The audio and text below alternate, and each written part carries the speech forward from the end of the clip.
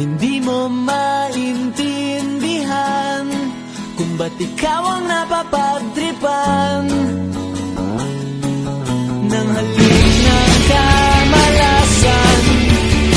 Ginapang mong marahan ng hagdanan para lamang makidlatan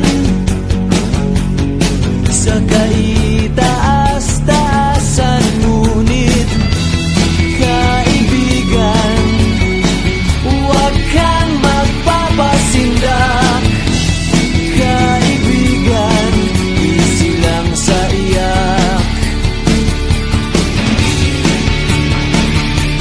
Dahil wala ring mangyayari, tayo'y walang mapapala.